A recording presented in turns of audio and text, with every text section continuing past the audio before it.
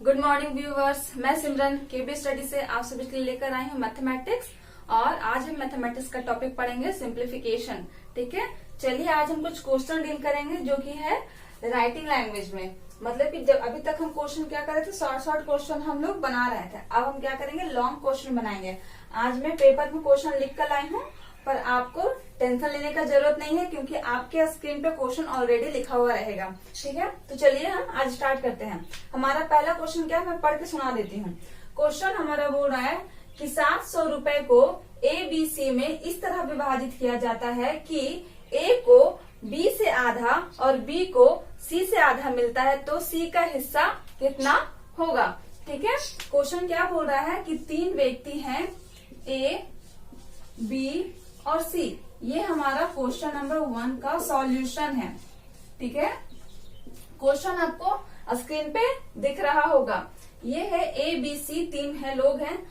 ठीक है, जिनको 700 टोटल रुपीज है। टोटल रुपीज कितना है मेरा, टोटल मेरा दिया हुआ है 700 रुपीज। ठीक है, टोटल दिया हुआ मेरा 700 रुपीज, जिसको ABC तीनों में विभाजित किया गया है। A को क्या मिला है, A को मिला है B का आधा हिस्सा। मान लेते हैं कि B को हम सबको रेशियो में लेके चलेंगे। ठीक है, मान लेते हैं B को मिला है 2। ठीक है, B को मिला है 2, तो A को कितना मिलेगा, उसका आधा, मतलब कि 1:2। AB का रेशियो क्या हो जाएगा, 1:2। इसी तरह से बोल रहा है कि B को C के आधा मिलेगा। ठीक है, B को हम नेक्स्ट लाइन में लेते हैं, B को C के आधा, मतलब C को भी 2 मिलेगा और B को क्या मिलेगा, उसका आधा 1। ठीक है, अब इस तरह से हमको एक रेशियो में लाना है, एक लाइन में सबको लाना है, तो हमें क्या करना पड़ेगा, यहाँ पे जिगजैग करेंगे हम। ठीक है, क्या करेंगे, जिगजैग। ये इससे इंटू होगा, फिर ये इससे इंटू होगा और ये इससे इंटू होगा। ठीक है, तो 1 × 1, A का रेशियो हो जाएगा मेरा 1 और B का मेरा रेशियो हो जाएगा 2 × 1 2। ठीक है, और मेरा C का रेशियो हो जाएगा 2 × 2 4। ये क्या निकल गया मेरा, ABC का रेशियो 1:2:4। ठीक है, टोटल मेरा पैसा दिया हुआ था 700। उसको हम क्या करेंगे, टोटल दिया हुआ यहाँ, तो हम रेशियो को भी क्या करेंगे, टोटल करेंगे। तो मेरा रेशियो कितना हो जाएगा, टोटल 1 + 2 + 4 मेरा हो जाएगा 7। और इस 7 टोटल को रेशियोस को हम टोटल रुपीज से डिवाइड करेंगे, तो हमारा कितना आ जाएगा, 100। ठीक है, हमसे पूछा क्या था, C का हिस्सा पूछा क्या है हमसे, C का हिस्सा। तो C का रेशियो कितना है, 4। तो हम 100 को 4 से इंटू करेंगे, तो हमारा क्या आ गया, 400। ये 400 मेरा आंसर है, मतलब C का हिस्सा है। इसी तरह से अगर A का पूछता तो क्या हो जाता, 100। A का क्या होता, 100। 1 रेशियो से हम 100 को इंटू करते हैं। अगर B का पूछता तो B से भी हम यही करते हैं, 2 रेशियो से 100 को इंटू करते, तो मेरा क्या आता, 200। हमसे पूछा किसका है, C का हिस्सा, तो C का हिस्सा कितना हो जाएगा, 400। ठीक है, ये है हो गया हमारा आंसर। और चलते हैं अब अपने दूसरे क्वेश्चन की तरफ। ठीक है, इसको मैं रब कर देती हूँ। दूसरा क्वेश्चन भी मैं इस तरह से बनाऊंगी और सेकंड क्वेश्चन भी आपके स्क्रीन पे आ जाएगा। ठीक है, आप लोगों को टेंशन लेने की जरूरत नहीं है। चलिए सेकंड क्वेश्चन की तरफ चलते हैं।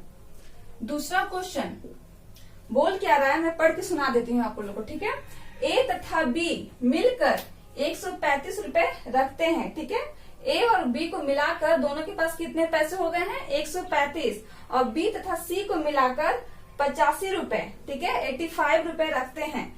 एवं A तथा C मिलकर 115 रुपए रखते हैं, तो A के पास कितने पैसे हैं। ठीक है, बोल रहा है क्वेश्चन कि A और B, मतलब कि A + B मिलकर 135 रुपए रखते हैं और B + C मिलकर रखते हैं 85 रुपए और A + C मिलके कितना रखते हैं मेरा, 115। हमसे पूछा किसका है कि A के पास कितने पैसे हैं। हमसे पूछा है A = what, मतलब कि A के पास कितने पैसे हैं। तो हम इसको क्या करेंगे, A और B के पास 135 है, B और C के पास 85 है, A और C के पास 115 है। हम तीनों को ऐड कर देंगे, तो ऐड करने पे मेरा क्या आ जाएगा, 2A हो जाएगा। ये दोनों ऐड होगा तो 2A + 2B + 2C। ठीक है, अब इधर को हम ऐड कर देते हैं। इक्वल टू के बाद कितना है 135, 85, 15 कितना हो जाएगा 5 दिया 15 के 5 हाथ में बचा 1। ठीक है, 8 3 11, 11 1 12।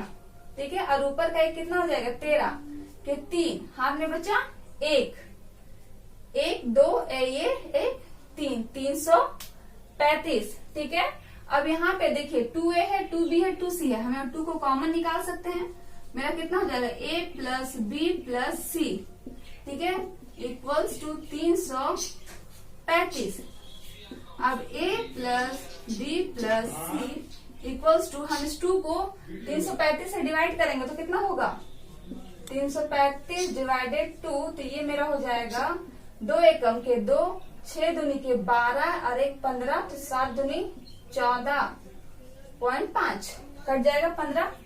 ठीक है, अब A का वैल्यू हमको निकालना है। A का वैल्यू हमको पता नहीं है, A का ही वैल्यू हमको निकालना है। ठीक है, अब B और C, B प्लस C का वैल्यू क्या दिया हुआ था, B और C के मिला के पास कितने हैं, B और C को मिलाकर उन दोनों के पास मेरा 85 रुपए है। तो हम B और प्लस C की जगह पे 85 लिख सकते हैं। इक्वल्स टू में क्या है मेरा 167.5। ठीक है, अब A का वैल्यू निकालने के लिए हम 167.5 प्लस में था तो इक्वल टू किधर लाएंगे तो क्या हो जाएगा -85। तो कितना हो जाएगा यहाँ पे मेरा पॉइंट दे देते हैं 0.5, दोनों को माइनस करेंगे तो क्या हो जाएगा 7 में से 5 गया 2, 16 में से 8 गया 8। ये क्या है 82.5। ये क्या हो जाएगा A के पास, मतलब A के पास कितने रुपए हैं 82.5 रुपए, 82.50 या 5 जो भी बोल सकते हैं आप, इतना A के पास है। ठीक है, अब मैं इसे हटा देती हूँ। अब हम चलते हैं अपने तीसरे क्वेश्चन की तरफ। ठीक है, अब हम चलेंगे थर्ड क्वेश्चन की तरफ। ध्यान से देखिएगा थर्ड क्वेश्चन। थर्ड क्वेश्चन मेरा बोल रहा है, चलिए देखते हैं थर्ड क्वेश्चन क्या बोल रहा है। एक आदमी, क्वेश्चन आपके स्क्रीन पर आ गया होगा, ठीक है, टेंशन मत लीजिएगा। एक आदमी अपनी आय का 1/4 भोजन पर, ठीक है, 1/4 कोई आदमी है, ठीक है, मान लेते हैं कोई भी आदमी है, राम मोहन श्याम जो भी है, कोई एक आदमी है जो अपनी आय का 1/4 भोजन पे खर्च करता है। भोजन पे वो कितना खर्च कर रहा है 1/4। ठीक है, और उसका 1/5 भाग, मतलब कि 1/5 भाग वो खर्च कर रहा है किराए पर। 1/5 भाग खर्च कर रहा है किराए पर, और शेष जो है मतलब कि इन दोनों का भोजन पे खर्च कर दिया 1/4 और किराए पर 1/5। अब जो शेष बच रहा है वो कितना है 135 रुपए, सॉरी, अब जो शेष बच रहा है वो कितना है 231 रुपए। 231 रुपए क्या है ये मेरा शेष बच रहा है। ये देखिए ये 1/4 1/5 भाग में लिया है, और ये जो है मेरा पैसा में है, रुपए में है 231 रुपए। ठीक है, तो पूछ रहा है कि अन्य वस्तु पर खर्च कर दिया 231। ठीक है, तो उसकी कुल आय कितनी थी 1/4 1/5 और 231 मिला के हुए इसकी कुल आय थी। तो हमको कुल आय निकालना है, तो क्या करेंगे पहले हम इन दोनों को प्लस कर देंगे, दोनों रेशियो को, 1/4 को और 1/5 को। 1/4 प्लस 1/5 कितना हो जाएगा, नीचे एलसीएम लेंगे तो 4 5 के 20, 4 से कट गया 5 बार में, 5 एकम 5 प्लस 5 से कट गया 4 बार में 20, तो कितना बचा 4। तो ये मेरा हो गया 9/20। ठीक है, अब वो भोजन पर और किराए पर कितना खर्च करता है, भोजन पर और किराए पर खर्च किया वो 9/20, मतलब कि 20 में से 9 हिस्सा जो है वो भोजन और किराए पे खर्च कर दिया।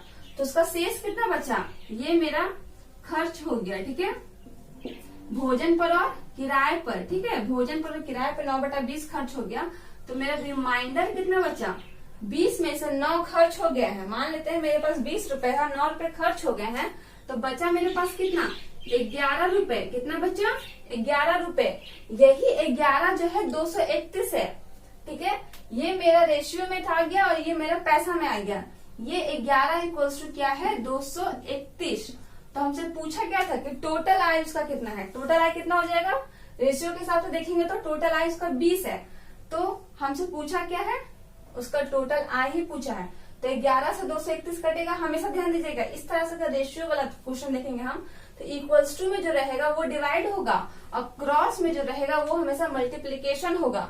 ठीक है, तो हम 11 को 231 से काटेंगे तो कितना हो जाएगा, 11 कम 11, सॉरी 11 दूनी के 22 और हाथ में से 1 और 1, 11, 11 कम 11, 21 बार में कट गया। ठीक है, 11 से 21 बार में कट गया कितना, 231। अब इस 21 को इस 20 से इंटू करेंगे हम तो कितना आ जाएगा, 21 दूनी के 42 तो 420। 420 क्या आ जाएगा इसका, उस व्यक्ति का 420 कुल आय आ जाएगा। 420 क्या आएगा, कुल आय। ध्यान दीजिएगा 9/20 उसका भोजन और किराए पर खर्च किया था, 20 में से 9 भाग खर्च कर दिया था तो बचा कितना था, 11। 11 जो भाग है वही 231 रुपए में है। ठीक है, तो हमको टोटल पूछा था तो टोटल भाग मेरा कितना है, 20। तो 20 क्या कर दिए हम लोग, काट के और गुना करके निकाले कितना, 420। ठीक है, तो 420 ये हमारा आंसर हो जाएगा। अब चलते हैं हम अपने फोर्थ क्वेश्चन की तरफ। ठीक है, फोर्थ क्वेश्चन देख लेते हैं हम क्या बोल रहा है। चलिए फोर्थ क्वेश्चन बोल रहा है कि एक आदमी के पास 1 रुपए का नोट। ये क्वेश्चन बहुत ही इंपॉर्टेंट है, अधिकतर एग्जाम में आते हैं, इसलिए ये क्वेश्चन देख लीजिए, वेरी वेरी इंपॉर्टेंट क्वेश्चन है ये सब। एक आदमी के पास 1 रुपए का नोट, कितना है, 1 रुपए का नोट। ठीक है, ध्यान से समझिएगा इस क्वेश्चन को। एक आदमी के पास 1 रुपए का नोट, 5 रुपए का नोट तथा 10 रुपए का नोट। ठीक है, 1 रुपए का नोट, 5 रुपए का नोट और 10 रुपए का नोट। ठीक है, आप लोगों को दिख रहा होगा 10 रुपए का नोट, 1 रुपए का नोट, 5 रुपए का नोट और 10 रुपए का नोट का मूल्य कितना दिया हुआ है, 480। टोटल मूल्य दिया हुआ है इसका, क्या दिया हुआ है, रुपीज में, कैश में। ठीक है, टोटल कैश में दिया हुआ है, कैश कितना दिया हुआ है, 480 रुपीज। टोटल कैश में दिया हुआ 480 है। यदि प्रत्येक के नोटों की संख्या बराबर हो, देखिए ये मेरा नोट हो गया। ठीक है, 1 रुपए का नोट है, 5 रुपए का नोट है, 10 रुपए का नोट है, और यहाँ पे हम ले लेंगे नोटों की संख्या। नोटों की संख्या मतलब ये हमें बोल रहा है कि तीनों नोट जो है समान संख्या में बराबर है, मतलब रेशियो में क्या हो जाएगा, 1:1:1। ठीक है, तीनों की संख्या जो है नोटों की बराबर है। तो मान लेते हैं, चलिए आगे देखते हैं। 1 रुपए का नोट अगर एक ही है तो मेरे पास कितना रुपए हो जाएगा, 1 रुपए हो जाएगा। 5 रुपए का नोट अगर एक ही है, एक 5 रुपए का नोट है मेरे पास, तो मेरे पास कितने रुपए हैं, 5 रुपए हैं। ठीक है, और एक 10 रुपए का नोट है, ये 10 रुपए का है, मेरे पास एक ही नोट है, तो मेरे पास कितना रुपए हो जाएंगे, 10 रुपए हो जाएंगे। ठीक है, क्योंकि हम इसको रुपए में इसीलिए लेकर आए क्योंकि मेरा टोटल जो कैश में दिया हुआ था, इसीलिए हमको इस रेशियो को भी कैश में लाना पड़ा है। तो मेरा टोटल कैश कितना हो जाएगा, 1, 5, 10, 10, 5, 15, 1, 16। अब हम 16 को टोटल कैश से डिवाइड करेंगे तो मेरा कितना आ जाएगा, 16 के 48 और 1 0 30। ठीक है, कितना आ गया मेरा 30। अब पूछा क्या है, तो नोटों की कुल संख्या क्या है, नोटों की कुल संख्या क्या है, 30। एक नोट का वैल्यू आ गया 30। ठीक है, एक रेशियो का वैल्यू आ गया 30। तो टोटल नोटों की संख्या मेरे पास कितनी है, 1, 2, 3 संख्या पूछ रही थी ना, अगर पैसा पूछता तो हम इससे निकालते।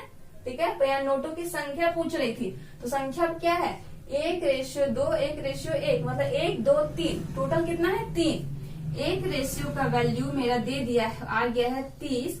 तो हमसे टोटल पूछा, तो टोटल 3 है, तो 3 का कितना हो जाएगा, 3 तिहाई के 9, 90। हमेशा बोले हैं कि इक्वल्स टू में दोनों डिवाइड होगा और क्रॉस में रहेगा तो मल्टीप्लीकेशन होगा। ठीक है, तो 3 रेशियो का वैल्यू कितना आ जाएगा, 90।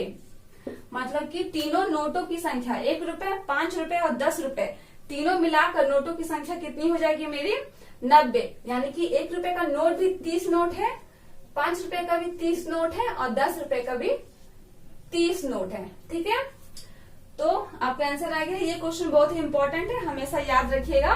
और आज का क्वेश्चन मैं यहीं समाप्त करती हूँ और आज का क्लास भी यहीं पर एंड होता है। तो ठीक है, आगे का क्वेश्चन मैं आगे की चैप्टर में लेके आऊंगी, आगे की क्लास में लेकर आऊंगी। Thank you.